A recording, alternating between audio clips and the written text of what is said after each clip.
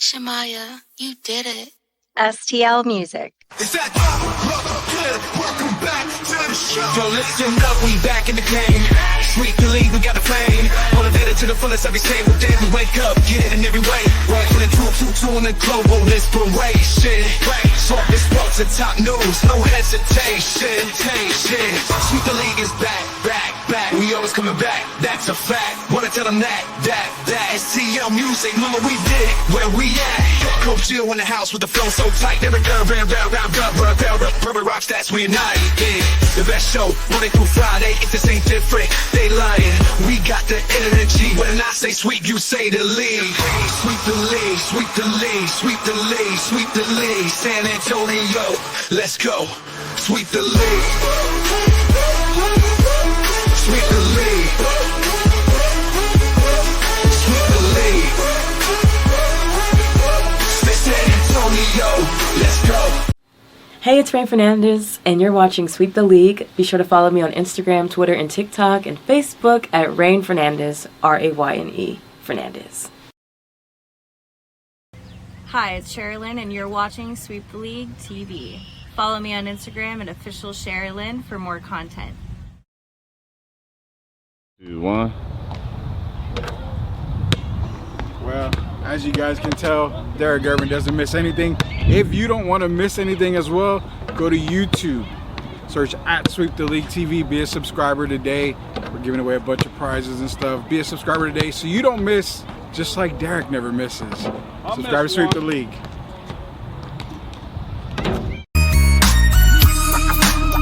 Hey, this is George Iceman Gervin, and you're listening to Sweep the League Radio.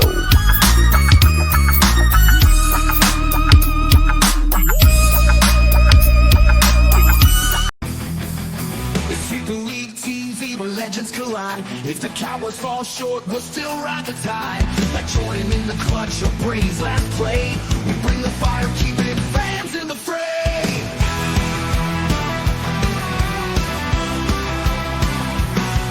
Coach Gio and Rudy calling the shots, with Derek Gervin straight Hall of Fame thoughts. So hit that subscribe, don't sit on the bench. Get in the game, every highlight's intense. The live stream's on till your friends don't delay. Like Kobe in the fourth, we're here to play. Sweep the League TV, where greatness resides. From the blondes, epic drives, till the Hawks on the rise. We're all in on sports, NBA, CFB, and more for fans. Live fans, it's the show you'll adore.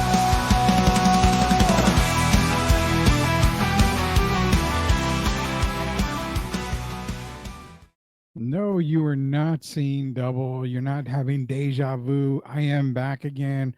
Just got done with a Sweep Unplugged live with Chuck Vans, local San Antonio radio legend and a rock and roll god. Chuck Vans was joining us on Sweep Unplugged live just a little while ago. We're going to re-release that episode tomorrow morning.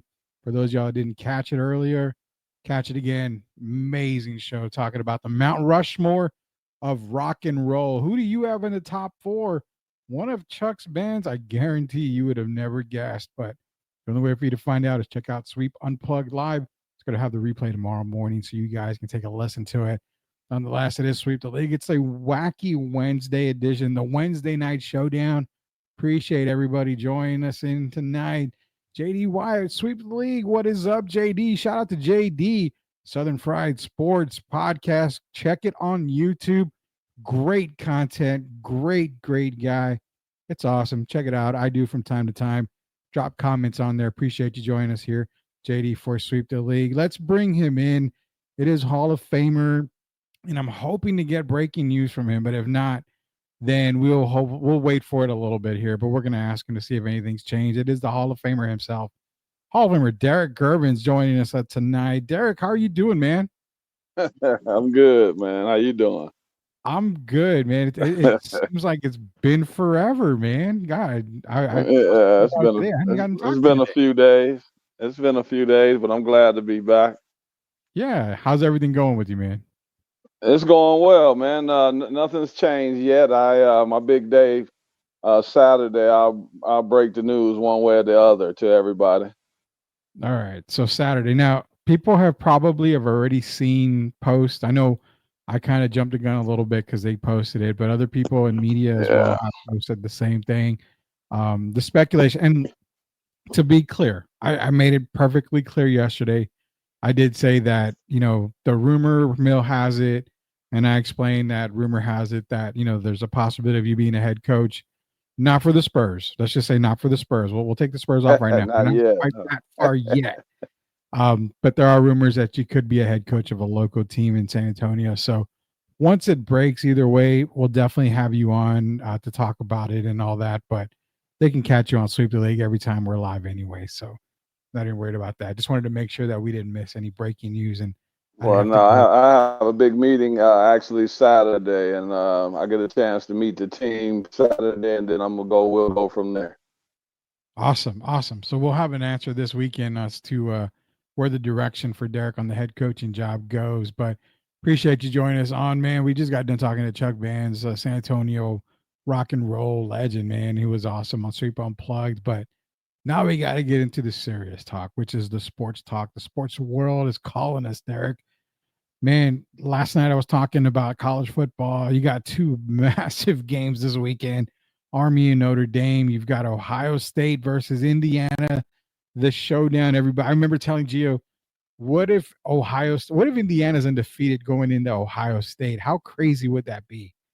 Gio said it could happen, and sure enough, Gio's right that it's happening. We're seeing an undefeated Indiana State team heading into a one-loss Columbus to play and a one-loss Ohio State squad.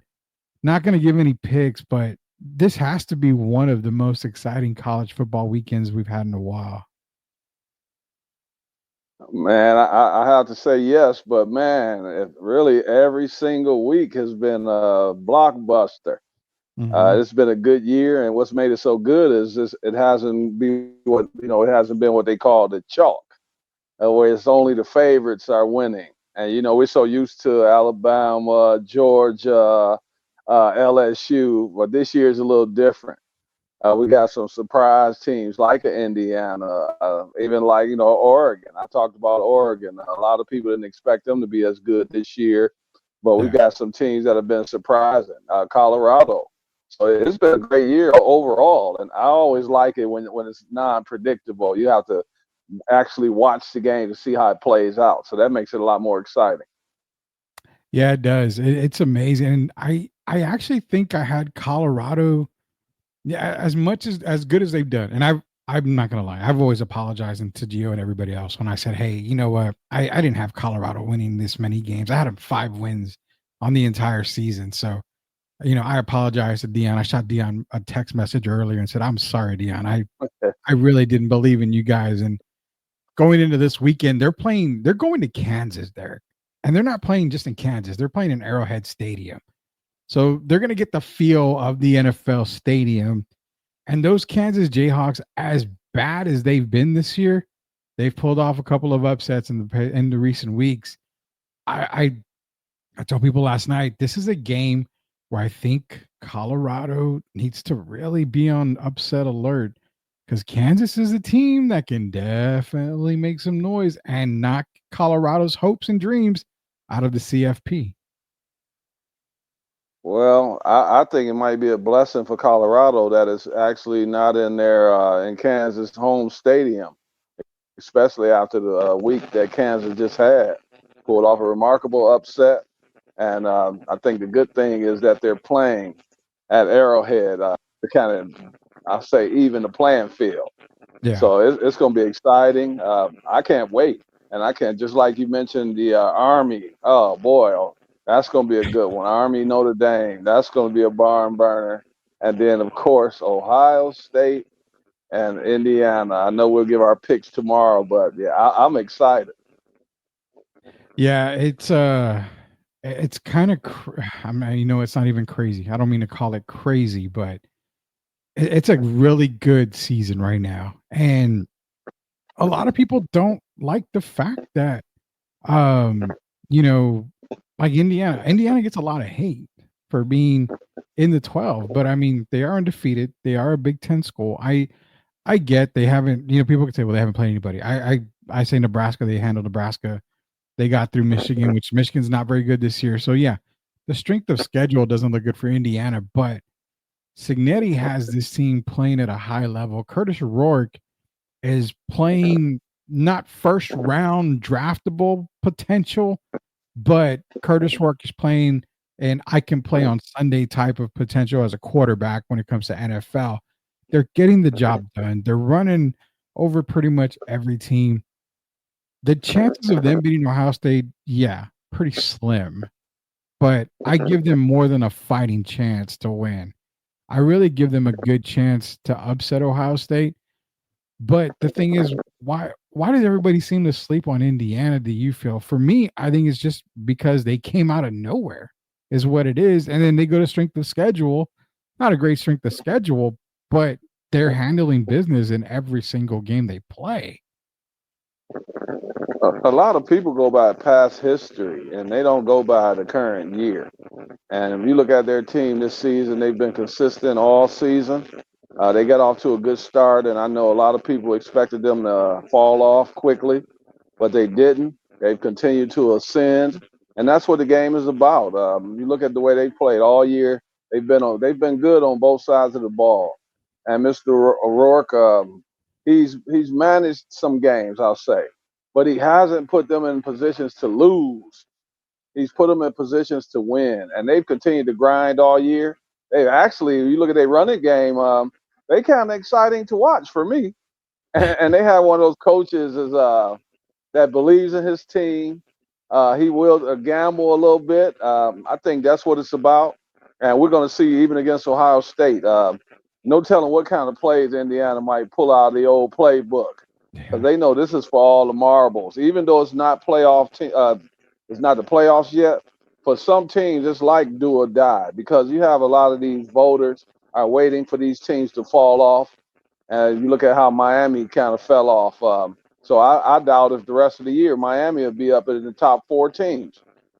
I know they had them number 4 last week, but I can't see them getting back up there. So for Indiana, this is I think they're gonna pull out all stops. It's gonna be a very, very good game, and I can't say we'll announce our picks tomorrow, but it's going to be a really good game. Yeah, our picks are going to come. I'm kind of waiting on this because it's either going to come tomorrow or Friday. I know Friday is UTSA, but tomorrow I actually have something coming up. So if we do show tomorrow, it's going to probably be closer to 9:30, about 30 minutes late. So I'll keep everybody updated. I don't know if we're going to be able to attend the UTSA game Friday, but if not, we'll do our picks then. Either way, our picks are going to be in. We're going to do a show for the pick show, so everybody looks forward to our pick'em show. But out of the Oregon, either Ohio State, Texas, obviously. Penn State is the one that a lot of people have circled as the team that could fall out of the top 5. Now, does it happen this week? Probably not. I believe they go up against Minnesota this week. But if Indiana was to happen to pull that win off against Ohio State, how far does Ohio State drop?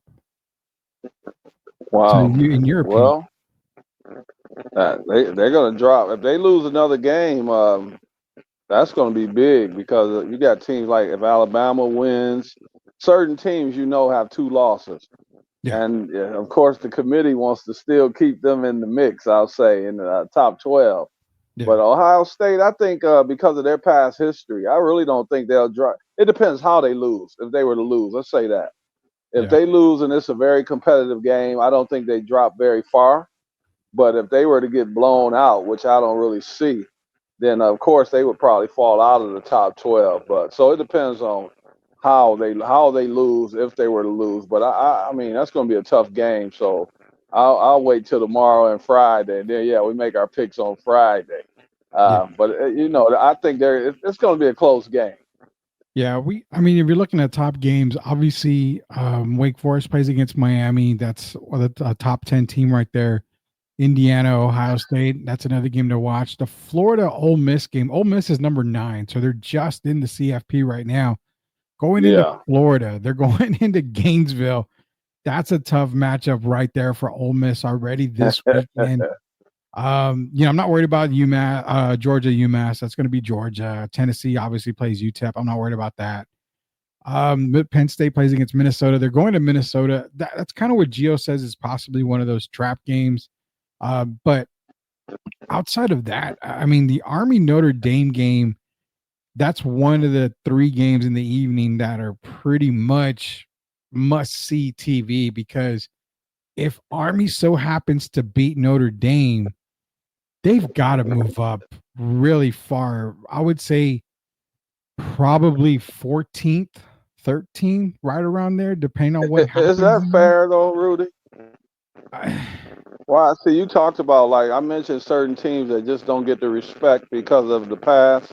Yeah. They're number 19, but they're 9-0, and they've been pretty impressive.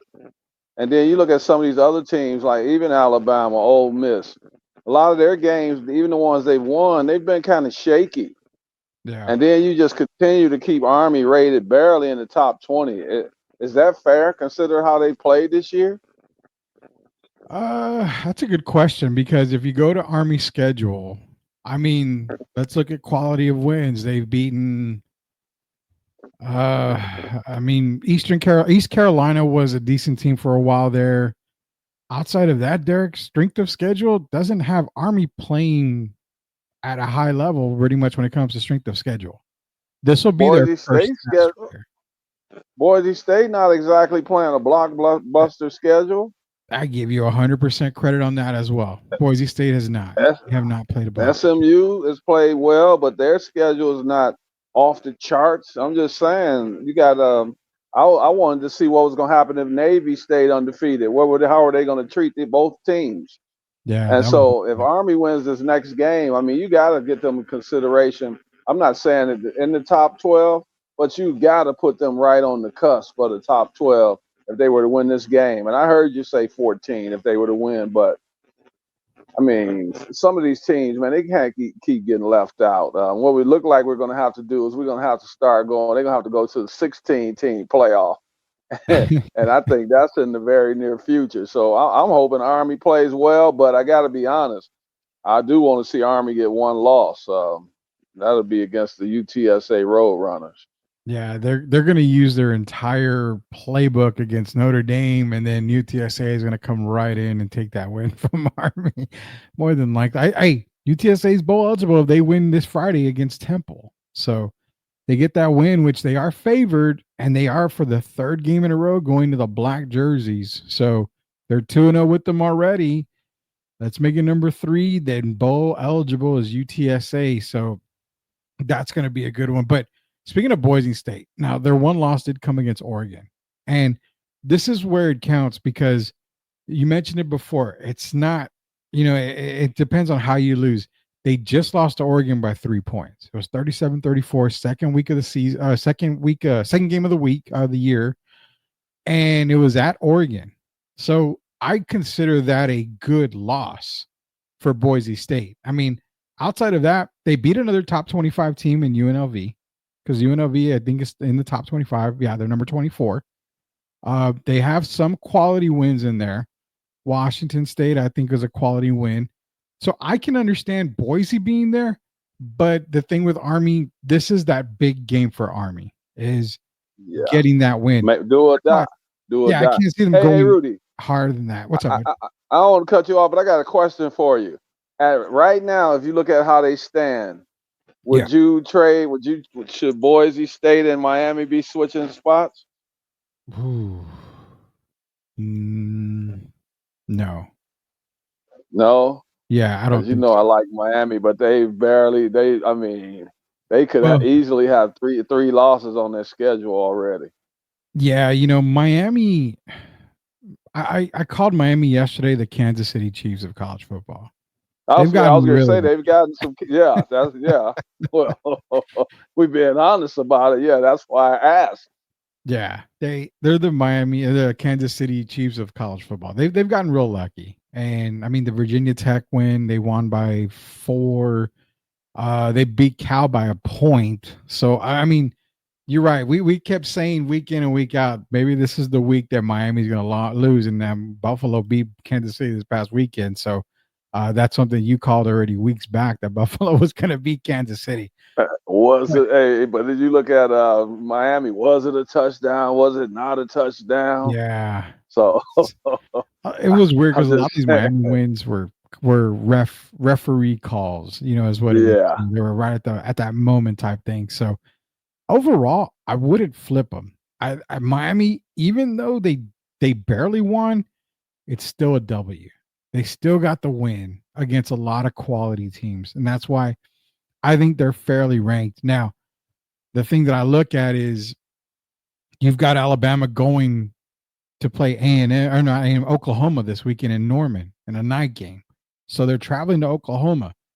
Not a great season by the Sooners, but this is one of those games where you circle like, okay, Bama goes into Norman, they lose. That's a 3-loss Bama team. Does that wipe them out of the college football playoffs? Doesn't necessarily wipe them out of the rankings, probably, but I can't see. I would lose to them.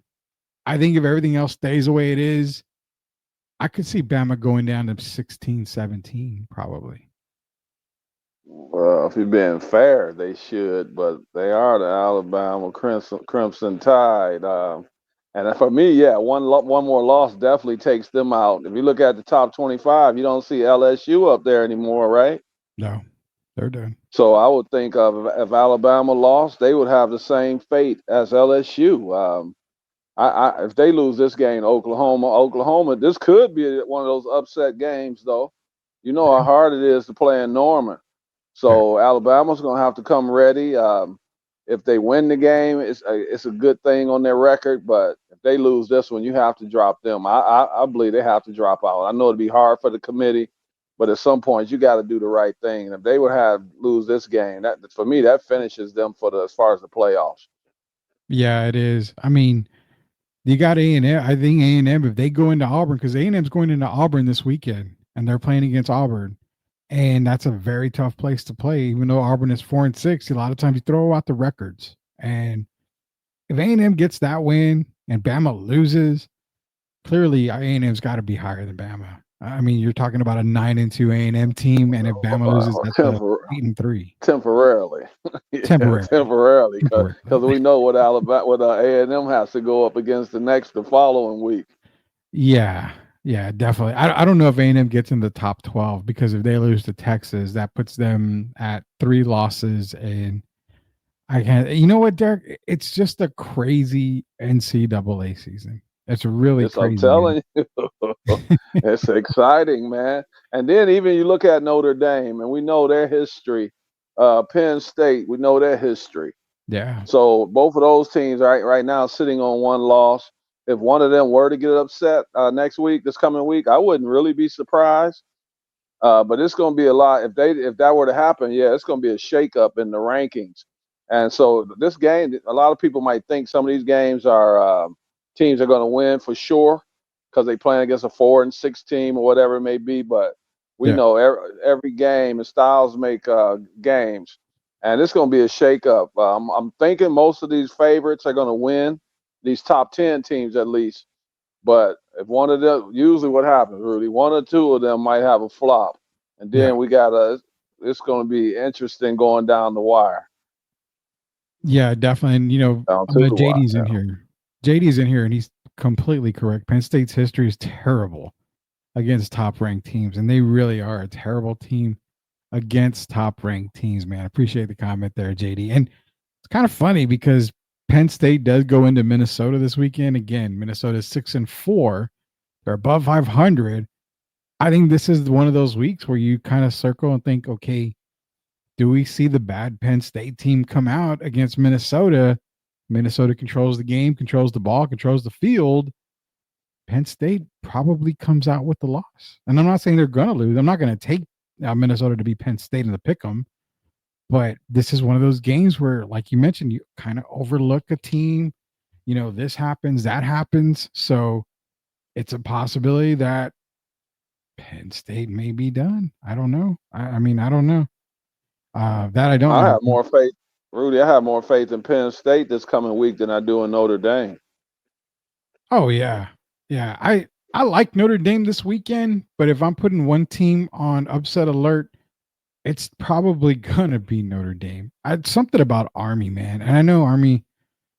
They haven't played a whole lot of people. They haven't played with a tough, worse schedule. It's easy cupcake, but it's these games that get you ready for a bigger opponent. That I mean, hell, Army can come out and just Run beat the that crap ball. out of them. Exactly. I mean, you control the field, you control the clock, and there's not much Notre Dame can do if you keep the offense off the field. Like, not at all. Well, Notre Dame they're not like the juggernaut offensive team. No. And so when you play a team like Army that runs the ball well, and it is all about time of possession. And when you can run that ball and you can move the chains, that gives a team like Notre Dame problems. So we know what Army's game plan is going to be going into it. But it's going to be, can the offensive line handle Notre Dame? We already know, and it remains to be seen. But we already know what Army's going to do. Can Notre Dame stop it? Yeah, exactly. And Notre Dame, I mean, they do have that early loss to Northern Illinois. JD's in here. Notre Dame is also getting credit for being a then ranked Navy team. Notre Dame defense will handle Army. He does believe, but he also says the combo is great. He says Notre Dame's defense is top tier, but the offense, not so much. And that's the problem, is that if Army can kind of jump out a little bit on them, kind of control the clock, kind of run the ball, keep the offense off the field, it's going to tire out Notre Dame. And that's what it is. It's going to have to be ground and pound stuff for Army this weekend against Notre Dame. It is Hall of Famer Derek Irvin, Rudy Campos Jr. We come back. It's kind of weird, Derek. The PFT didn't release their rankings. I've got them, but they didn't release the rankings. So we're going to have to go by what they have written down more than the actual visual side of this. When we come back, we're going to talk about pro football rankings, as a Super Bowl pick is number one. Who could that be? Where do they reside? In Michigan? I believe so. Jared Goff, MVP. We're going to talk about all that when we get back here on Sweep the League. Derek and Rudy Campos Jr. will be back in a couple of minutes, guys.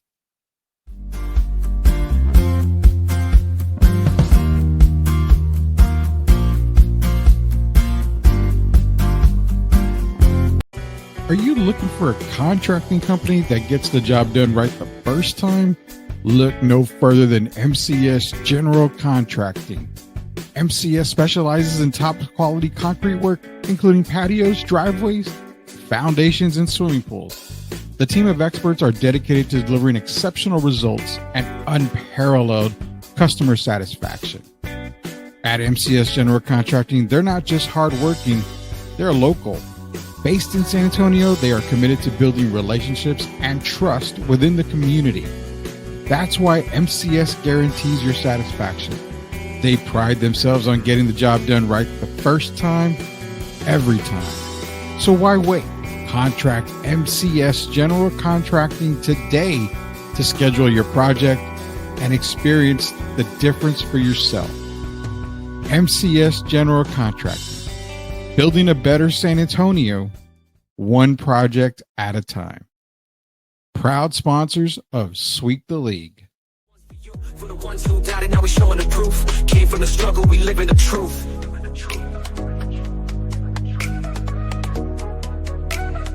STL Music. Yeah, challenges come, but we here to stay. Built from the dirt, now we paved the way. Had a bad day, but You are watching Sweep the League TV. Make sure you subscribe and catch our new videos. Sweep the League TV with Rudy, Derek, and Coach Kia.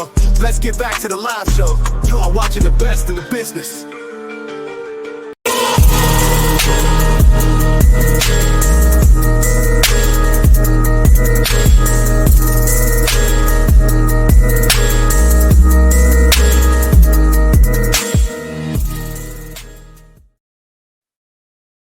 All right. Shout out to JD Wyatt out here. He was on the show with us a little while ago here. We bring Derek back on here.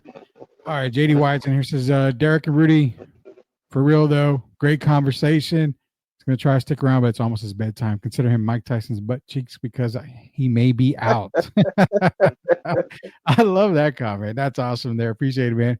Said he'd love to have either one of us join him on Southern Fried Sports sometimes. Maybe we can work it out. Definitely. I'll get in contact with you, JD.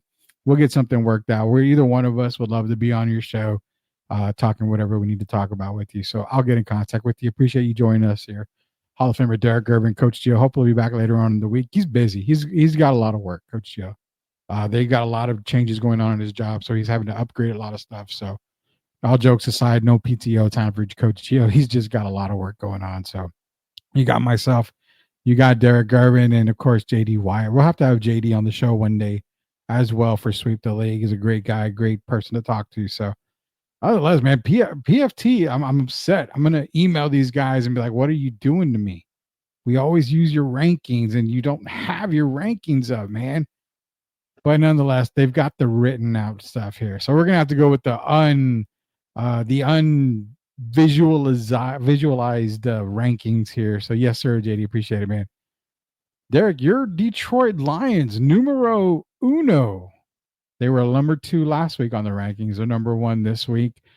Man, these Lions are looking tough and tougher every single week, Derek. Well, I mean, how could they even be number 2 last week, though? I mean, come on. They're the best team in the NFL. I've been telling people that since before the season started. You picked them as well, I believe.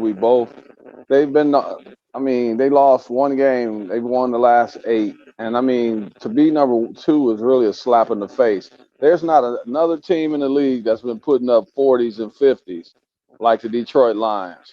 And whatever they've had to do, they were down 27. What was the score? They were down 27-9 or something. They were down at the half, or 23. Yeah, and then they come back and I can't remember the exact score, but they 23 or something. They pitch a shutout in the second half. I mean, come on, man. They're the best team in the league. And if you look at it, Rudy, what's impressive, if they've had a lot of injuries, we lost Mr. Hutchinson. Marcus Davenport. We've had several major injuries. We lose one of our best players last week with his forearm being fractured, whatever it may be. And we've continued to grind. Yeah, so it's been next man up, and that's what you're seeing.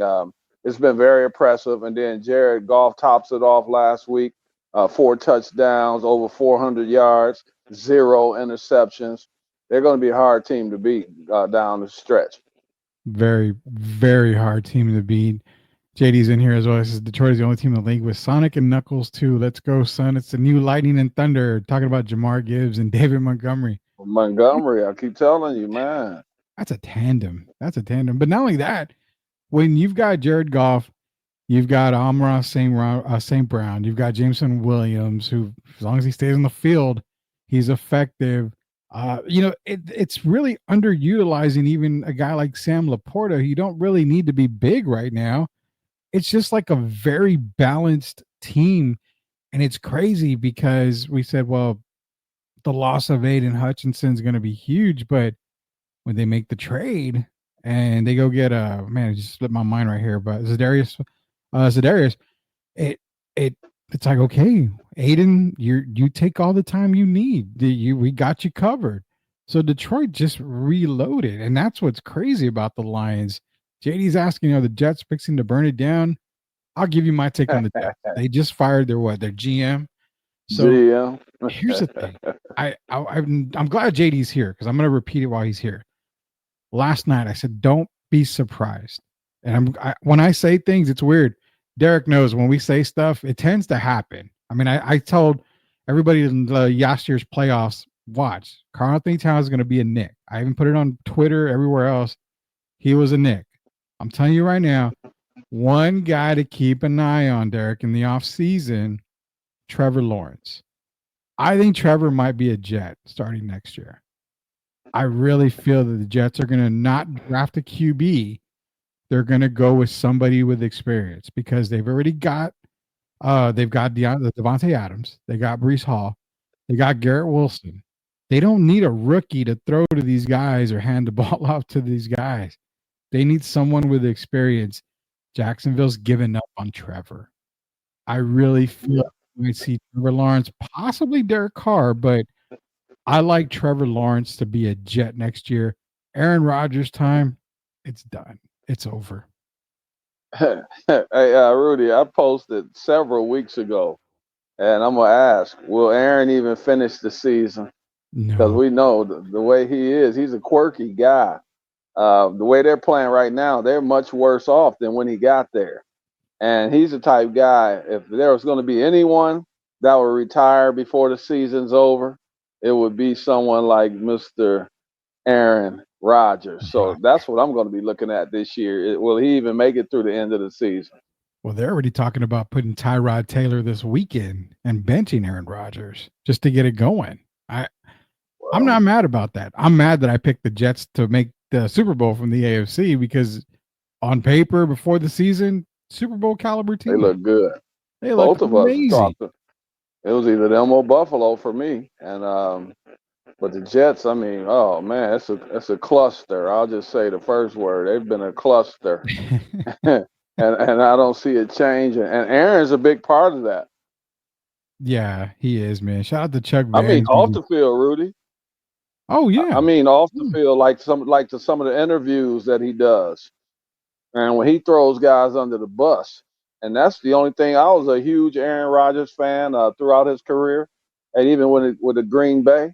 But when things didn't go well, he had a history of throwing guys under the bus, whether it be the players or the management, and that's the biggest thing I haven't liked about him, and that's the stuff that filters into the locker room and tears the team apart. And if you look at them now, he sits over there like a diva. When things don't go well, you notice he sits by himself. Mm-hmm. And I just don't think that's good for the chemistry of the team. And you're seeing what's happening now. They're self-destructing. Yeah, that's a Super Bowl pick that's down the drain now. I mean, they're not even going to make the playoffs unless they go all the playoffs. You kidding me? Like, Playoffs? There's no way they're going to make the playoffs at all unless they go undefeated the rest of the year. Chuck Vans is in here. Shout out to Chuck Vans. We had him on Sweep Unplugged live a little while ago. That show's going to replay again tomorrow morning, so you guys can check it out. If you didn't check it out, very good show with Chuck Vans. Talked a lot about San Antonio nostalgia.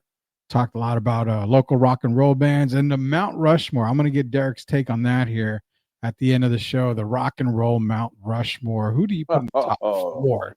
Yeah, you have to put that pressure on. We did. But yeah, shout out to Chuck Vans. My Raiders are just here to ruin someone else's season at this point. That's the way I feel about the Falcons now. They're on a horrible losing streak. Jacob Eric. Shout out to Jacob Eric. He's in here, part of the Sweep the League family. Not many better fit for coach and team than Dan Campbell and Detroit. Perfect fit right there. Interesting. Trevor to the Jets. I thought it was dumb. They moved Mac to back him up. Yeah. I mean, it's crazy. But the Trevor Lawrence to the Jets thing, I mean, he's capable of being a good starting quarterback. I just think a change of scenery would be good for him. And honestly, I really feel the Giants are going to do everything they can. Oh, okay. There you go. Sanders, because I think that's where big lights, big city, Eli Manning syndrome basically is what I see for Shedeur Sanders. So that leaves the Jets. And that's why I think they're going to go after, like I said, they've got more veterans on that offensive side. They don't need a rookie throwing to them. Not saying they won't draft one, but I do like Trevor kind of going to New York. If Mac Brown isn't retiring, I can't see Aaron retiring. Maybe Aaron Rodgers to Panthers as a bridge. They talked about benching Aaron on September 30th. What is Aaron as far as the salary cap, Rudy? Wouldn't it be like $23.5 million or something? His salary cap. Let me check out his salary cap hit here. I can get that for you in just a second. Yeah, I believe it's $23.5 million. So dead cap space. If I'm reading it right, the cap hit for him would be 17 million, but next year would be 23.5. You're right. Next year, okay, 23.5 million for the next season. Yeah. Yeah, it's 23.5 million. So it's a lot. It's a whole lot, but I mean, you're almost gonna have to take that cap hit. I mean, I don't think you can move him. I don't think you can trade him unless you give up a whole lot. You're gonna have to give up a whole lot. You don't even want to bring him back into the locker room. No. I mean, it'll be the same thing all over again. And you got to be honest, man. Aaron knows he's shot. he's a shot quarterback. He knew it when he signed. I believe he came back for the money. And I'm Yeah. just being honest. I don't think he expected the team to go very far. And even when they brought in Devontae Adams, I think we talked about that earlier. That didn't really move the needle. Mm-mm. And I mean, he's just not the guy that we're accustomed to seeing. And he slowed down. And Father Time is undefeated. And I think that's where Aaron is right now. Yeah. It's Father Time's undefeated. And that's why we were pleading with Devontae Adams, do not go to the Jets. Do not go to the Jets. Do not go to the Jets. There's better teams. Reason being, Aaron's not going to be there forever. You have a good contract. He's not going to be there forever. Now Devontae is stuck. That's why they've got to go get a veteran QB. And JD says, good recall, Derek. On that, he gets paid $1 million a week for Pat McAfee. It wasn't money. So I don't know. Aaron's just all in the money right now. But going down the rest of the power rankings, I think the Super Bowl preview that you're hoping for is right there, 1 and 2. Lions, Bills, number 2. They beat the Chiefs, giving the Chiefs their first loss. Josh Allen's just he's looking good. He's looking good. I know you've got Jared Goff as MVP, but no, I said I want Jared Goff. I said that he would be right there because I felt that they would have that kind of year. But Dan Campbell is kind of if you look at it, they haven't been letting him go down the field. He's not throwing a lot of the bombs, I'll say. Yeah. And so if you look at what Josh is doing right now, I would have Josh as the favorite. I would have Goff in the top 3. I don't believe Lamar's in the top 3 any longer. I'm gonna tell you who I'm surprised about. Even though they're losing, I'm surprised to see Joe Burrow keep dropping. Because if you really look at his statistics, he's having a heck of a year. And it's not really his fault. They got some things going on in their locker room. We know Jamar Chase is not too happy with the coach. But right now, my favorite would be Aaron. I'm sorry, it would be Josh Allen right now. Yeah, Josh Allen definitely probably is. I would think he's a front runner easily for MVP right now. Jared Goff's going to get the love because of the Lions record, because of how the Lions are playing. They're putting up points, but a lot of it has to do also with Jahmyr Gibbs and also David Montgomery. It's the Lions are winning on a total team effort. So MVP is not a team award. It's a player award. It's the most valuable player, not the most valuable team. You're right, man. Burrow, he's over 3,000 yards in the season. He leads the NFL in passing yards. He's sitting at 27 touchdowns. That leads the NFL. He's only got 4 interceptions, got a quarterback rating of 106. I would truthfully say in a losing cause, Burrow's got to be up there. Rudy, come on. Gotta be. If you take him off the team, they might have 1 win. I get that, but can you possibly put it, because he's easily got 400 plus yards on Josh Allen. He's got 9 more touchdowns passing than Josh Allen. He has a quarterback rating that is 7 points higher than Josh Allen. So if you throw out the record, it's easy to say that Joe Burrow probably is your MVP right now. I don't put him over Josh because, Josh is literally carrying them on his back like he does pretty much every year. And that play that he made, I think that'll stick in the voters' mind. The play he made on 4th and 2 to win the this game past Sunday. Yeah, that had to elevate him a lot because we know we didn't want. First of all, you don't want Patrick Mahomes to get the ball back at the end of the game, and they went for it on 4th and 2, and lo and behold, he looked like Eric Dickerson, and I'll say it again, Earl Campbell combination is who he looked like.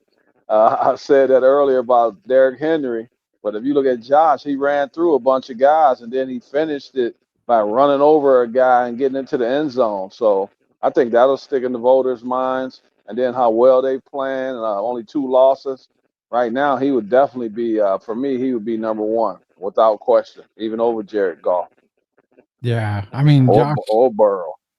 Yeah, honestly, if I'm ranking them right now, I probably go Allen, Burrow, Goff is my top 3 right now. I think that would probably be fair. 4 and 5. I would probably have to consider Sam Darnold. No, I can't do Sam Darnold. Not right now. Then that means you putting Lamar still in there. I would probably have to put Lamar in the top. Yes, at 4. I got Lamar at 4. I got him at 5 right now. 4, it's kind of hard for me at 4 because is it more Lamar? It seems like the Ravens are unbeatable when they just give the damn ball to Derrick Henry. I have Hurts. I think I got Hurts 4. I believe I got Jalen Hurts number 4. I wouldn't. That's probably who I would go with. I just couldn't and then put Lamar 5. Yeah, I got Hurts over Lamar. Yeah, and JD's in here says I was completely shocked by the Steelers defense absolutely stifling the Ravens offense last week. And I'm going to go on record here because it never happens to me. It never happens when I look at my phone and I see Derek Irvin calling me. I'm like, okay, let's see what we're going to talk about today. We always get a phone call from Derek. I answer the phone and he gives me his top 5 teams. And I'm like, I would switch the Ravens and Steelers. This was before they played. I said, the Steelers, they're just, to me, they're better than the Ravens. And you kind of saw the same thing that I did. And we saw it play out. And yeah, the Steelers, with you said Russell Wilson needs to be their starter. Now that he is, this Steeler team is just on a whole nother level. They're what the Jets were supposed to be at the beginning of the year for me. Exactly. Defensive, Super Bowl defense caliber defense. And now the offense is just looking scary right now. Are they better than the Ravens though? Or what's the problem with Harbaugh, man, as far as Derrick Henry? When you look at the games that he's run the ball 16 times or less, I believe they've lost like 4 of those games. And I just don't understand, man. You got a guy, a workhorse like that. When he runs the ball 20 times, they're basically invincible. That's and right. I'm just trying to figure out what's going on. I know Harbaugh said when they brought Derrick Henry in that they weren't going to run him 30 times and, basically wear him down. But if you look at him right now, Rudy, he still looks pretty fresh. And I just can't understand why he's getting 16 rushing attempts or 13 attempts. That just doesn't make sense to me. Yeah, it doesn't make sense at all. And that's the reason why a little while ago I said, I don't know if I can have Lamar at 4 because the Ravens are unbeatable when Derrick Henry has the ball and he gets a good amount of attempts. That's what makes them unbeatable because then when Derrick Henry's on, then Lamar, it's almost free game for him. It's unfair because now Lamar can pass it. He has time. He can do an RPO and he gets his, 60, 70 yards a game. But they've got to get Henry the ball early and often in order for that to work. And that's why I can't put Lamar in the top 4 for MVP. I'll give him 5. But even at that, I'm reluctantly putting him at 5. I mean, I think the Ravens are better with Henry. Don't you think the home field advantage matters in the playoffs? Yes. It seems like Harbaugh doesn't think it matters. And I don't understand that kind of thinking. Because it's not like the Ravens. They won a Super Bowl, but with this squad, they haven't. And I don't understand why you would let some of these games. I think they could have won if they gave Derrick Henry the ball. So it's like he's banking on them being fresh going down the stretch. And then I guess he feels they can pull off some wins on the road. But the way it is now with parity, you got to try to get the best record that you can and try to play at home for these early playoff games, I believe. Yeah, JD's in here says Lamar still has a bit of a choke in him. He doesn't know why. Now, I'm gonna recall JD. He sees it. Everybody sees it. That's what we. Well, I'm not a big fan in the playoffs, Rudy. I still think he has trouble throwing through those tight windows in the playoffs, and I'm still on that. I'm like JD. Something about Lamar, and that's what I think it is. Until I see him throwing through those tight windows in the playoffs, I'm going to always be skeptical about Lamar Jackson. And remember, I told you guys, and we all agreed when we were doing our preseason, or not preseason, but our NFL preview show earlier, before the season started, we all agreed that the Baltimore Ravens are a regular season team. When it comes to the playoffs, they can't get it done. And I said on this channel, on this show, I was the first one to say, if they don't get it done this year, if they don't get to the Super Bowl, maybe the AFC Championship game, I'm considering of the removal of Harbaugh as head coach. Not that he's done a bad job, but you've got to change it up. You can't be doing the, what is that, the definition of insanity, or doing the same thing over and over again without the same result, without a different result. Different results. Yeah, and that's what I'm saying. You see, Lamar you upgraded the running back position. You brought in a top tier talent running back. But if you can't get it done now, what makes you think you're going to get it done a year later, another year later? It's possibly time to say, okay, John, you've done everything you can. You've brought Super Bowls to Baltimore. Appreciate that. But we got to go in a different direction. And I got a lot of flack for saying that. But at what point do you realize that playoff Lamar and playoff Harbaugh just don't get it done? Well, you got to want the best running back in the league, in my mind. And you rarely get him the ball when it matters the most. And to me, it's no. I mean, I just can't explain it. I don't think Harbaugh could really explain it. And to me, it looks like if you run, the more you give Derrick Henry the ball, we know he wears teams down, and then we know what he brings to the table in the fourth quarter. But the more he runs the ball, the easier it makes it for Lamar. Exactly. And then that's why I don't understand it. It's like putting undue pressure on Lamar. And so I don't think they can win that way. Exactly. JD's just like y'all said, a quarterback may need to change the scenery. How about a coach? Exactly. And again, it's nothing against John Harbaugh. He's brought the Super Bowls to Baltimore. You know, he's had stellar defenses. He's got it all.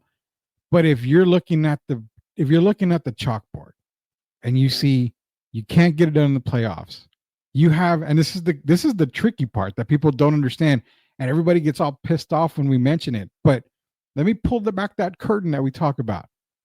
You can't get it done in the playoffs. Well, Lamar. Well, wait a minute. You're talking about a multi-MVP quarterback. So are you telling me that you want to get rid of a multi-MVP quarterback, a position that is very tough to fill in the NFL, and keep Harbaugh? No. There's a point where it's like, okay, we've got to go a different direction with the coach. That's what I've been trying to say. They minimum AFC championship game. Minimum. Where is he? If they don't go to the AFC championship, where is Harbaugh? Is he going with Shador to the Giants? Wow, that would be different. I firmly said that if Harbaugh got fired, that he would be a Cowboy. I really thought that. I think he makes more sense in Dallas, but the popular pick out there is the guy you mentioned before the popular picks even came out. Vrabel. Was Mike Vrabel, and he's the top choice there to take over for Mike McCarthy if Mike gets fired. Not even if, when Mike gets fired, because it's going to have to happen. But Harbaugh to the Giants to get Shador there. Man, but wouldn't you have the same problem with Lamar? I mean, it's like Lamar, you're getting the same exact type of quarterback, except I'm not ever sold on Shador Sanders. So I don't even know if it would work, to be honest with you, in the Giants. I don't either, but we've been keeping up with it all year, and I don't know. These people I don't know what Shador possibly being the first quarterback or I still don't understand it, but Cam Ward's got to go number one first. Well, we keep hearing Shador, but right now a lot can change over the next few months. Yeah. But I could see, how about Cam Ward to the Giants? If Harbaugh would have failed this year, I really do think he's gone. Would he take one of those New York jobs? Because I think both teams will come after him, and I think they would open up the vault for him. So it's going to be interesting. Honestly, Harbaugh with the Jets defense and the players he has in place, knowing he has to fill a quarterback role, then I could see a Trevor Lawrence matchup there. The Jets job would be probably heaven for John Harbaugh, I think. Already, you saw what he's done with defenses in the past with Baltimore. So he's already got that built pretty much in New York. Yeah. He's got the receiver. Let's be honest, man. He probably has the best receiving core that he's ever had in his years in Baltimore. if he goes to the Jets with Garrett Wilson and Devontae Adams. Running back wise, I mean, he had Jamal Lewis, he had Ray Rice, he's had good running back. So when Brees Hall is right there. But yeah, I think the Jets and John Harbaugh, if Harbaugh was to let go or fire, I mean, that would be a killer lineup, I think, for the Jets. That would be awesome right there. All right, Jacob, I We hear have both. We have him on the East Coast and his brother going. You know that you already look at his brother making waves already. See how well they're doing on the West Coast. Yeah. So I could see one brother on the East Coast and one on the West Coast. That's if the Ravens were to falter early in the playoffs, which I think they're going. That's what's going to happen, I believe. Yeah, I think so. Because right now, if you're looking at it, Baltimore is the 6th seed in the AFC. And to be honest, you've got those pesky Denver Broncos nipping at their ankles right now at 6-5, while Baltimore is 7-4. Denver's been looking amazing lately. So who knows? I mean, who knows what will happen to Baltimore throughout the regular season, the rest of the season? I mean, they're 11 games in. They got 6 games left. So a lot can happen in these next 6 games here. Harbaugh and Herbie will get it done. Give it time. Hey, I'm all in on the Chargers right now.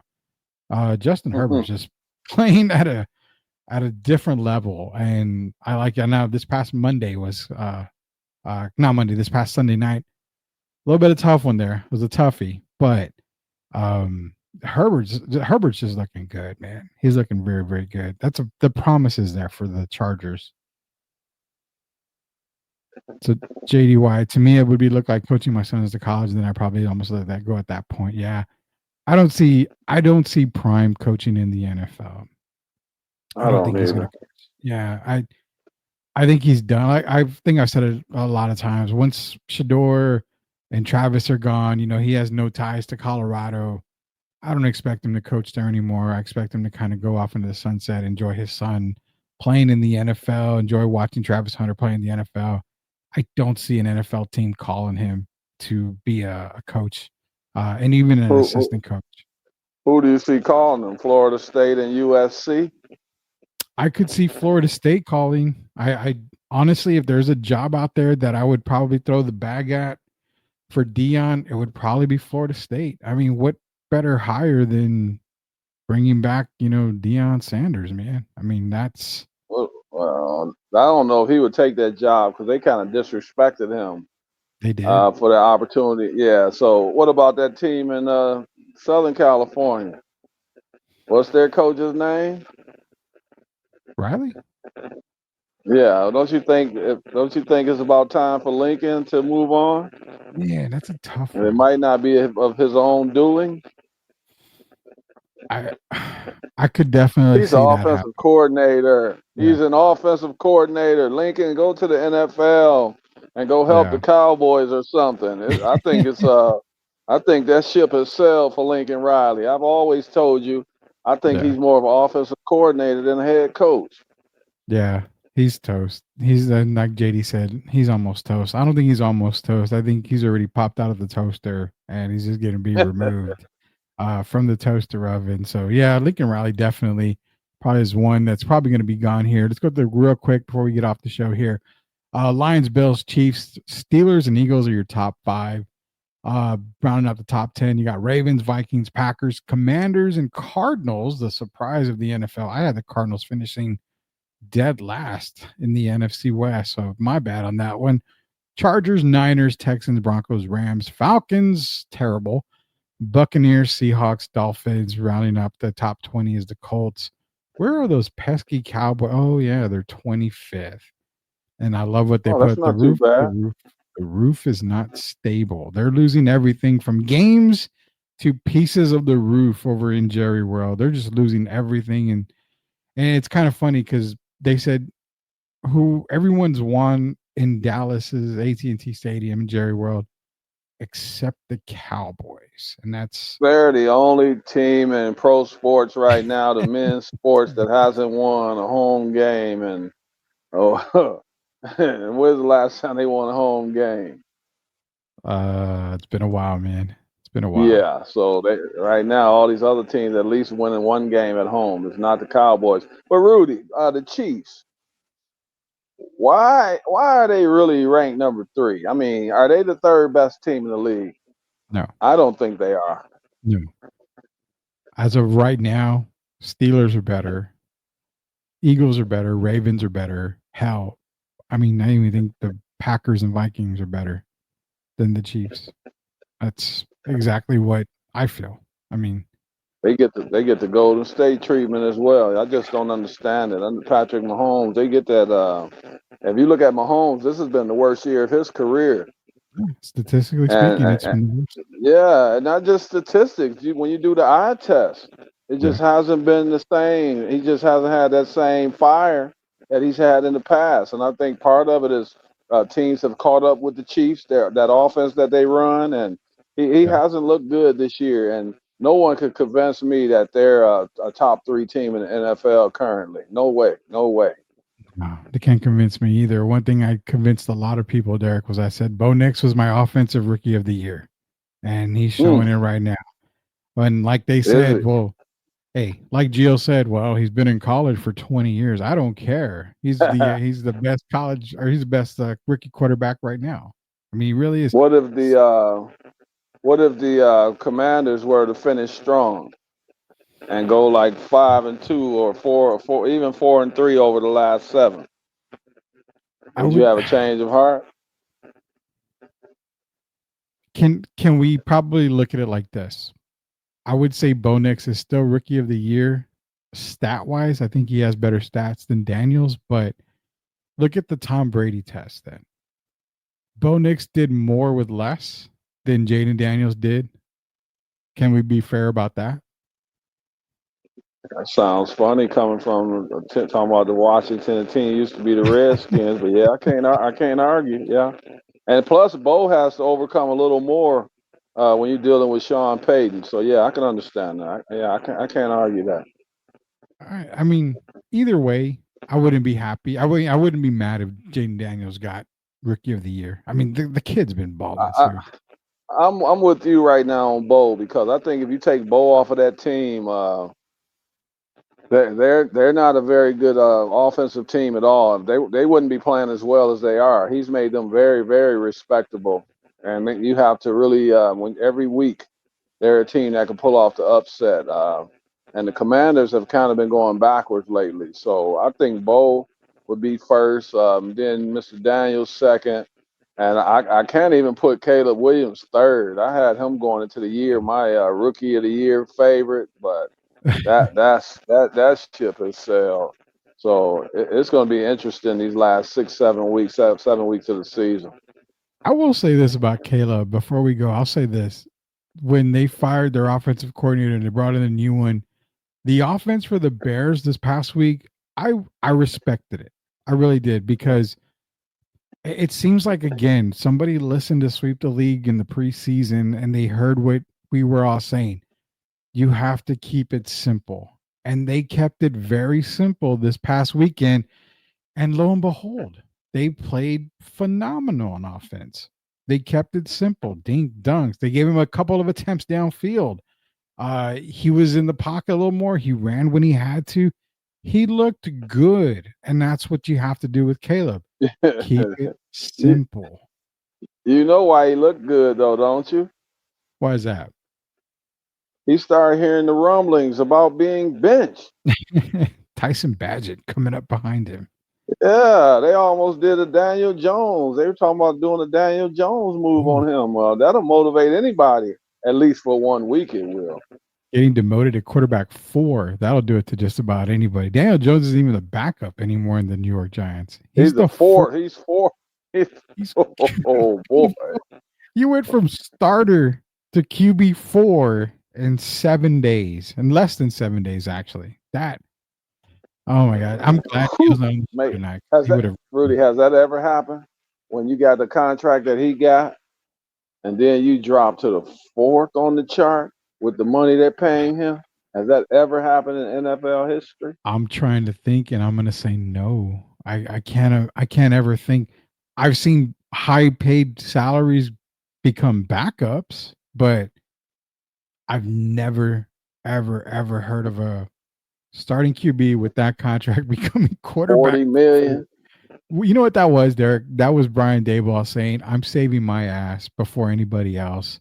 You're trash. You're not going to play on this team. I need to win games." And to be honest, Tommy DeVito is not going to win games. He's that Tony Romo pick where it's the sexy pick, the guy that come in. They should have easily put Drew Lock, and it still could happen. Drew Lock could be the starter this weekend, but the whole Tommy DeVito thing, give it a break, man. It's a New York thing. The guy's not worth it. See, they made popular. Who they make popular when they even brought up DeVito? They brought up Danny DeVito resurgence. People like Danny DeVito. Like, who? Tommy DeVito. And right away you start thinking of Danny DeVito. So we'll see how that works. We'll see how that works out. Yeah, basically JD's right. Daniel Jones got fired on his day off like Craig on Friday. Pretty much, man. Shout out to him. He wants to bring in some NBA talk. Says Dalton Connect, always rookie in the NBA and playing lights out. Like the Commanders, I don't trust him. Quinn, yeah, I definitely. I mean, why did you bring up the 28-3? We don't talk about 28-3 on this show, being that I'm the only Falcons fan in the world here in San Antonio. But Dalton Connect, yeah, he was. There's a conspiracy, JD, if you're still in here, there's a conspiracy that we talked about on NBA draft night when we covered the NBA draft here. We said this: there was no reason why Dalton Connect fell to the Lakers. That was already planned. That was already predetermined. Dalton Connect should have been a top 5, possibly first pick of the draft. I had him first. Remember, I had him number 1. Dalton Connect was my second best prospect on the board. It was Stephon Castle 1, Dalton Connect 2, Tyjon Saloon 3. Those were my top 3. No reason why Dalton Connect should have dropped to the Lakers. Absolutely none. There is a major conspiracy that was all. That was the Patrick Ewing thing, man. The New York Knicks won the lottery so they can get Patrick Ewing. It was the same thing with Dalton Connect. That kid should have never gone beyond number 3 at the latest. That should have been 17.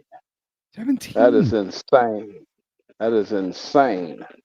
It's ridiculous. That we're gonna have to do an entire show just on that because it's terrible to think that Dalton Connect went that far and then went to, of all teams, the Los Angeles Lakers. Hey, Rudy, I gotta give you some quick credit. What's up? Did you see that block to preserve the Spurs victory?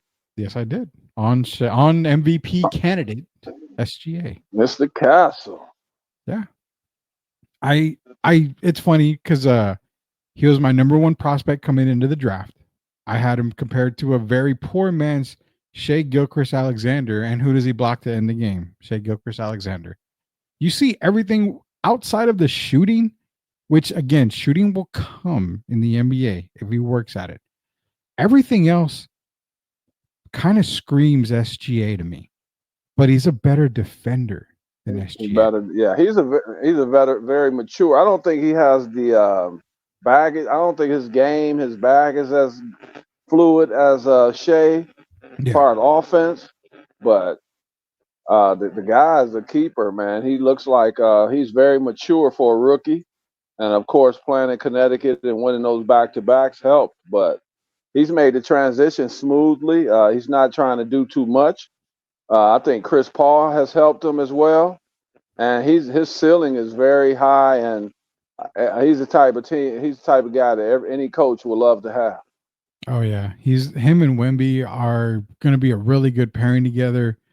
You still got the NBA draft coming up in 2025. That's extremely loaded.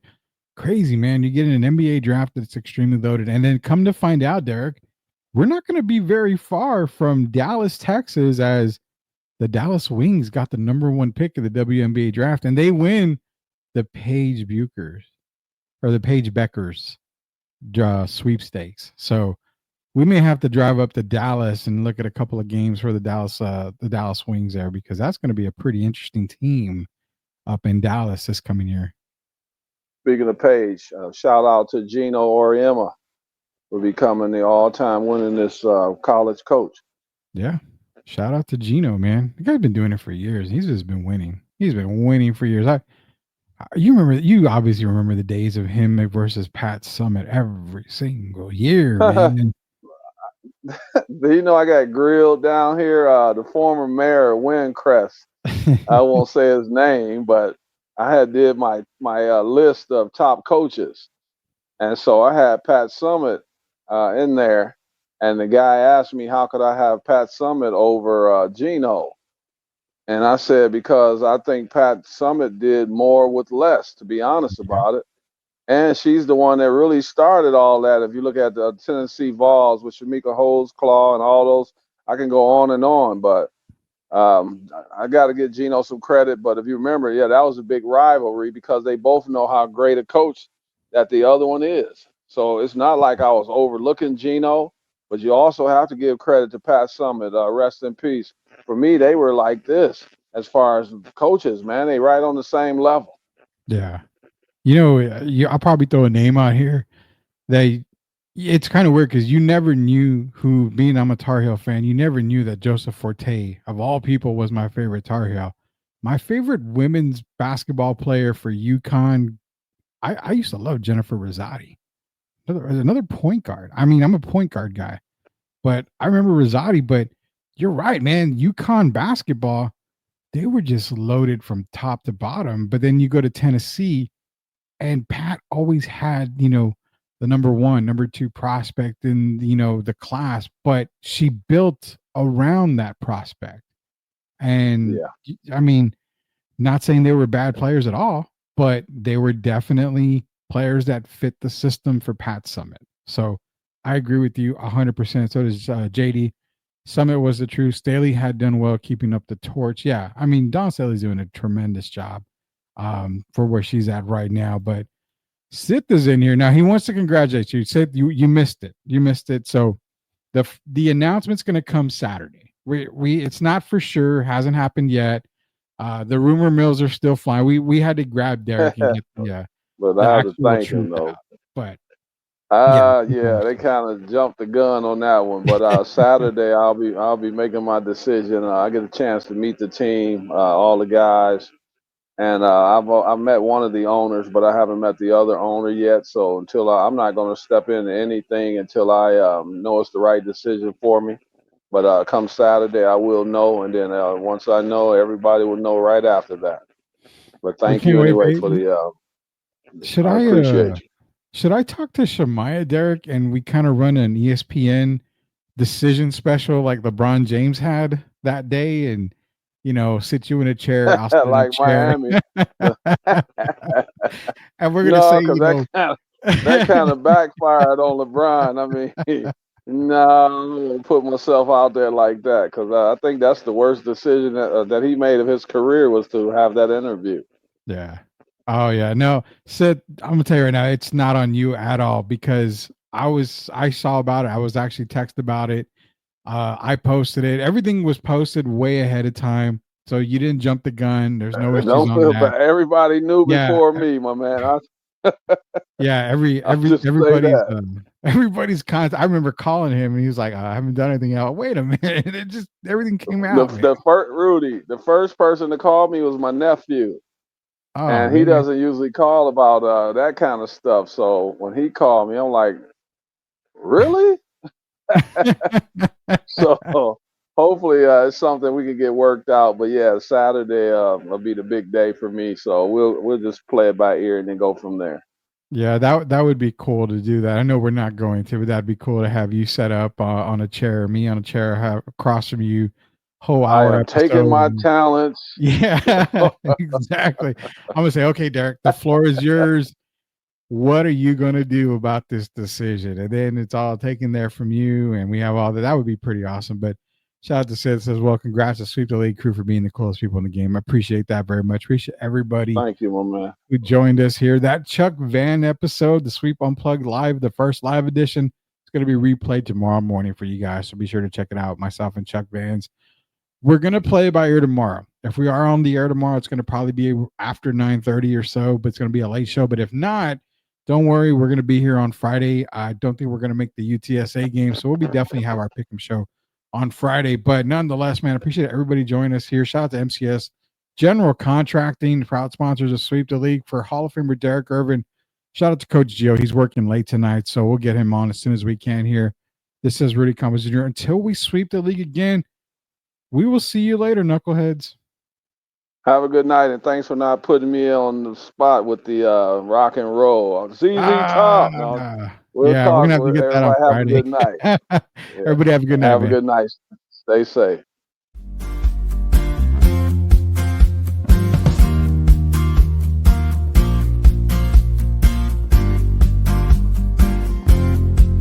Are you a hockey fan looking for the latest on the Edmonton Oilers, Pittsburgh Penguins, and NHL news of the week?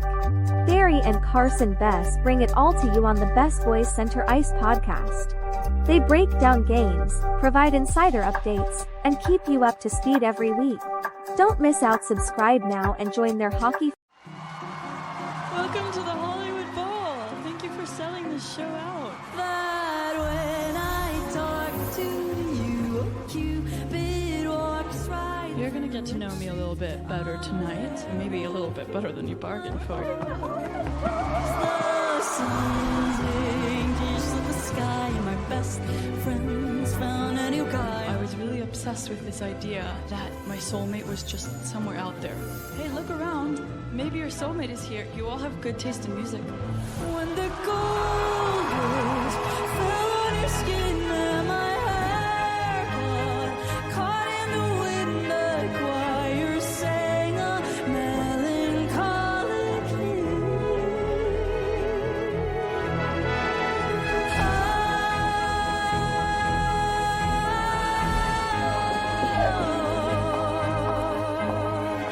I feel like tonight in a venue like this with the LA Phil, with my band, it feels like every single part of me coming together.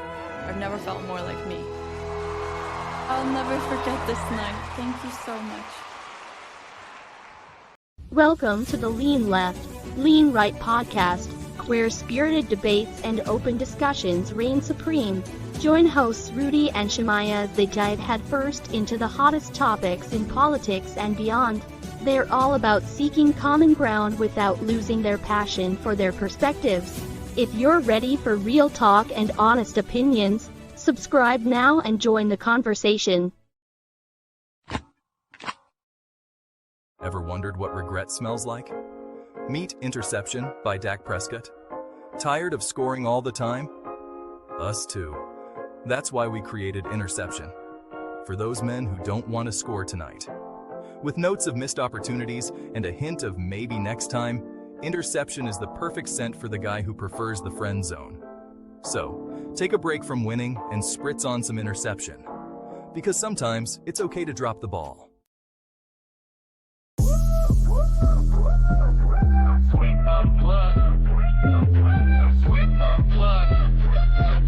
Exclusive interviews with Rudy and the crew. Let's go. We build a legacy, yeah, they know the name. STL music, it's a movement, not just a claim. Loyalty, respect, that's the code we honor. In the face of adversity, we stand and stronger. We build a legacy, yeah, they know the name. STL music, it's a movement, not just a claim. Loyalty, respect, that's the code we honor. In the face of adversity, we stand and struggle.